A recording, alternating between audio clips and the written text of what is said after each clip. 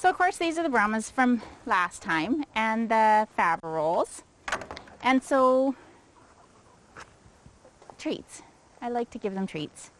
So I thought I would give them some berries and yogurt because that's what they like to have, right? You know, I don't give them very often. I only usually give this about once a week or so. So for me, it's not to supplement their diet or anything like that. It's more just for fun and because I love them, and it's neat as treats. Right now, one of my Faverolles is not laying eggs with really solid shells. So it is kind of an extra supplement for her because, of course, the yogurt has an extra boost of calcium for her. So it will be extra for her there. And they can always use the extra vitamins for the berries. The berries are starting to come into season now. We've got some really nice Saskatoon bushes here. Oh, nice. And some really nice choke cherry bushes right here. And so all of the bushes that are right along here are sort of off limits to my family. They're all for the birds. And so that's kind of what I do for them. So we'll see what happens if we just put these blocks in yesterday. My son just put these blocks in and the chickens wouldn't walk on them at all. So they've just started to walk on them. Chickens seem to have an issue with like any change. They are creatures of habit for sure. Yeah, it takes some time for them to get used to minimal changes. It is amazing how once they've imprinted on whatever the change you've made, don't change it again. Yeah, you're absolutely right. Look, you guys, look, come on, here, chicks. Oh, good, come on. So we'll see what he does. Hi, Vlad. He might attack me. Hi, because I'm wearing a different sweater. Look what I've got. Hi. But I'm bringing him treats, so he might be extra happy. Look out. Oh, look, you made me drop it on the ground. These guys are kind of funny because they get it all in their hair. Oops. Oh, look at Meryl. So they actually, Vlad actually will pull out berries a lot of the time and put them around the coop here and give them to his ladies to make sure that they actually get enough. Does he have a call for them? He does. When he finds food? Yep, he does. It's really so funny. I didn't realize when I first started hatching roosters that they did that.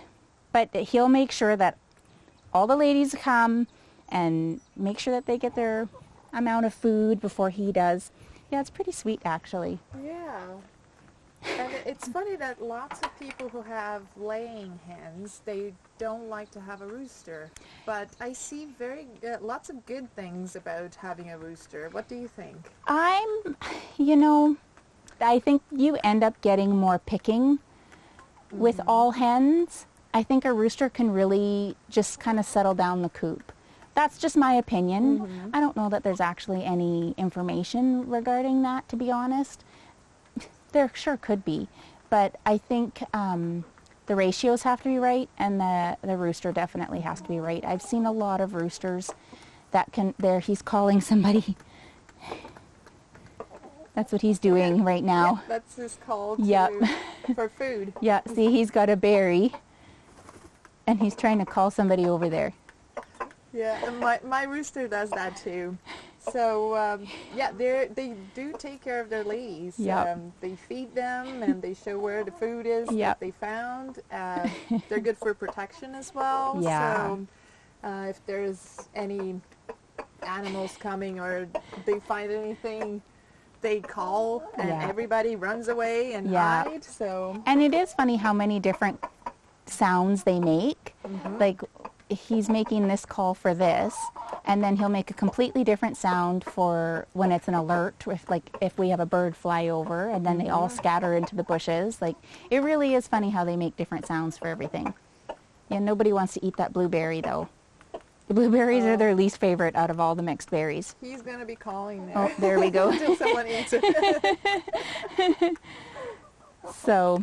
So hopefully this will help with you know, making their calcium level out a little bit. I like to help as much as I can. I have the extra bone and calcium for them to have on the ground in their grit, because I think that helps.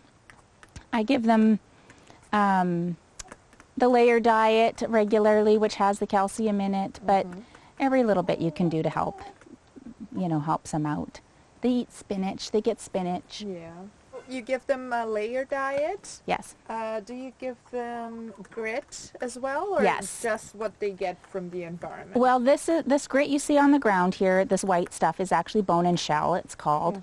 And so it is made specifically to help build their bones. You might hear the peacocks honk here right away. I was just hearing them.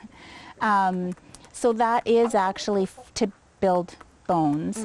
I did used to get them oyster shell, and they mostly picked through it.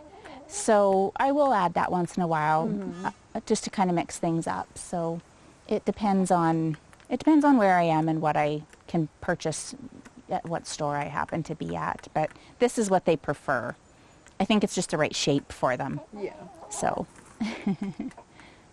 And your hens here, they are Brahma hens, right? The two yellow and white ones, the bigger ones, back there with the small combs, they are Brahmas. They're called lemon pile Brahmas. And then these ones here that are still picking away, they're called Faverolles. So these are Faverolles hens, and they have 5 toes. They lay about, I would say, about 240 eggs to 260 eggs a year. They lay brown eggs, a real nice medium-sized egg, almost a large egg, and the Brahmas lay about the same number of eggs, but they lay an extra large egg, obviously, because they're an extra large bird. So the Brahmas. He wants to be on TV. I know. He's a superstar, don't you know? The Brahmas won't even be one until August. So they're technically still a pullet, believe it or not. They're pretty young yet. They're not even technically a hen. Because larger sizes take longer to mature. That's right. Yeah. Like in the dog world, right? People are more familiar with dogs. Larger breeds take longer to develop into full-grown animals. And you can tell what color an egg that chickens or most fowl are going to hatch or lay by the color of their ears. So here, I'll show you. Here, Muffin. This is Muffin. Hi, Muffin. So if you look at Muffin, these are her ears right here on the side of her head, right? So these right here. And so you can see she has pink ears. So she lays like a pinky brown egg. So, and that's how you know. You still have yogurt on your face. So, and that's how you can tell what color eggs that a chicken's going to lay. These are they're technically called a dual purpose bird.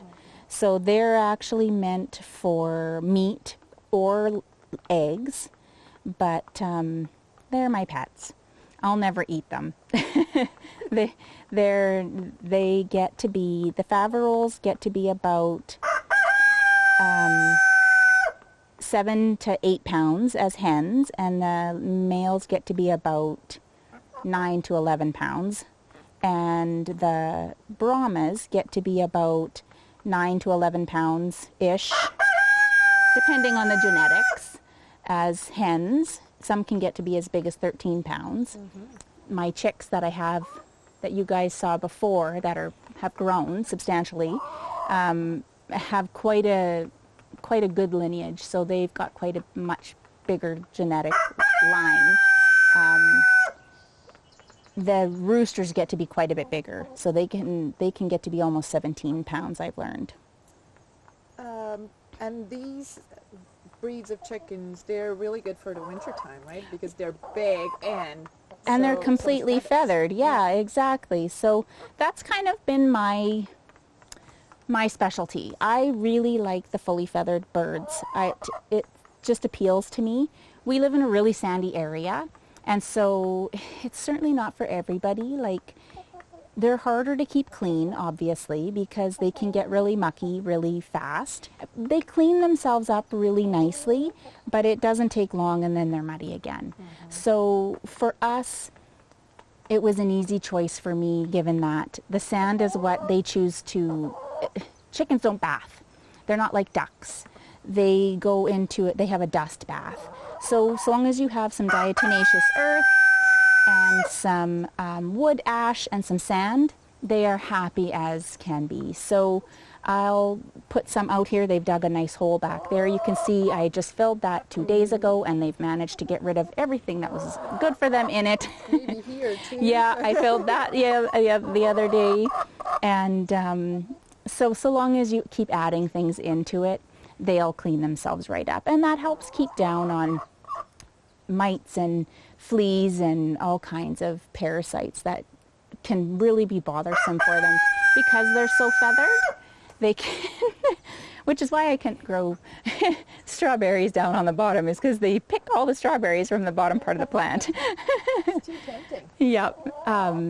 So keeping the parasites off is really important when they're so feathered, because they can hide so readily, right? Like, that makes a big difference.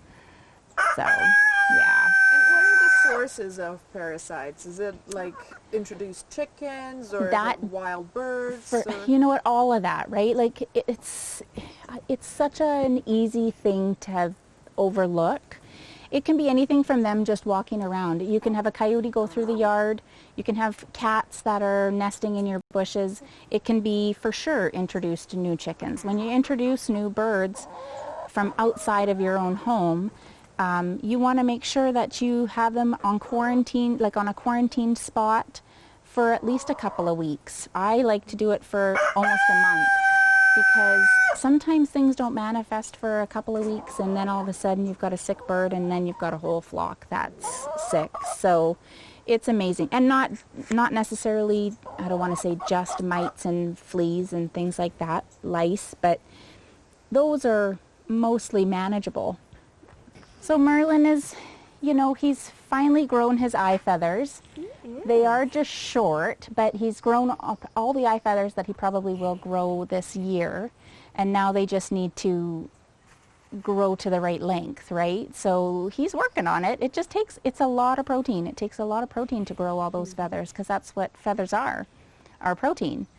So I did try to incubate a couple of eggs that the pea hens laid. They laid one each, and that's all they've laid all spring, or all summer now. But they weren't fertile. So I'm assuming they're just that much too young still, because they're just 3 now.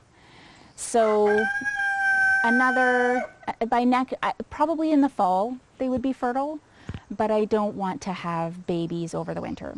So I won't try again until next spring. I'll try. My incubators and my hatcher are officially put away for the summer. And so next spring I'll give it another go and see how it goes.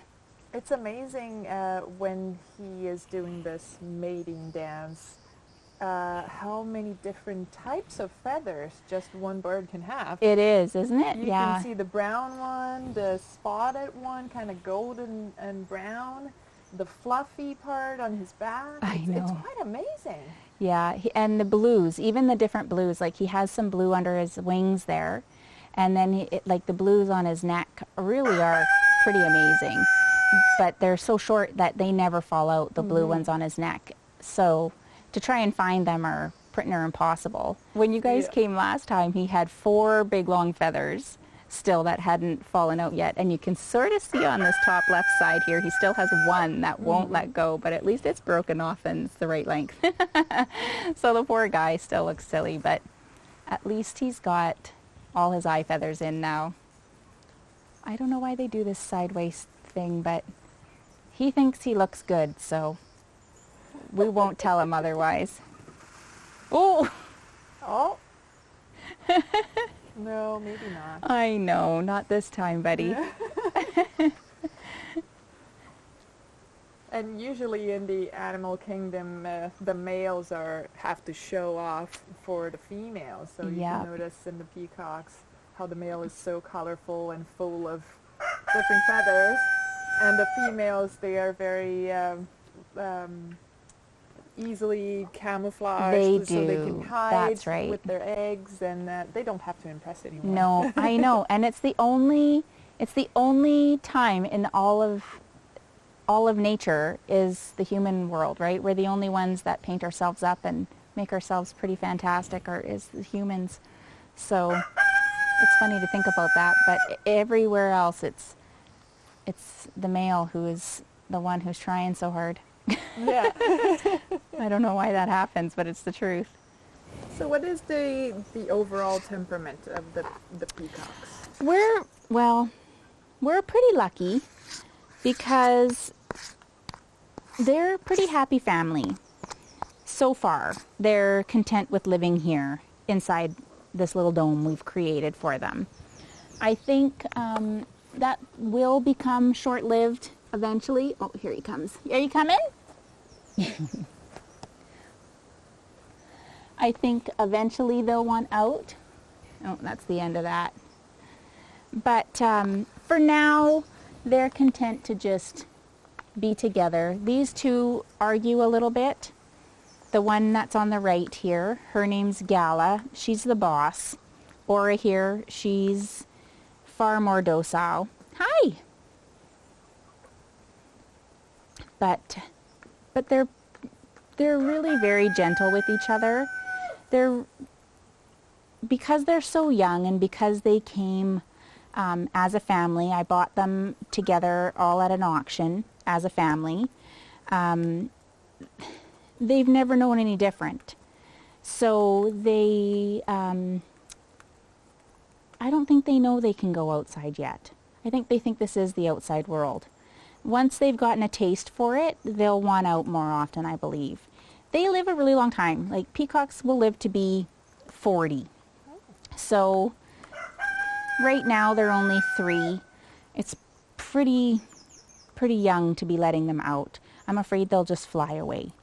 So for now, they're just going to stay in here. They've got lots of space for the 3 of them. And until they've had a clutch of eggs and set on their own clutch of eggs, I'm not going to let them out quite yet. I was going to let them sit on the 2 eggs that they had, but they didn't continue to lay anymore. And so I didn't want the eggs to just go bad. Mm-hmm. And although it was actually really endearing. They were really sweet with each other, and they were very protective of the eggs. Not like territorial or anything like that, but if I'd go in the coop to check if there were more eggs, or if I'd go in the coop to feed them or get them new water or anything, someone was always in checking to make sure that I wasn't disturbing the eggs or doing anything peculiar with them. Mm-hmm. But then I took the eggs, and because I wanted to incubate them, I wanted to see if they were fertile. Yeah. And then they yelled at me. They yelled at me for a good long while. So that wasn't enjoyable.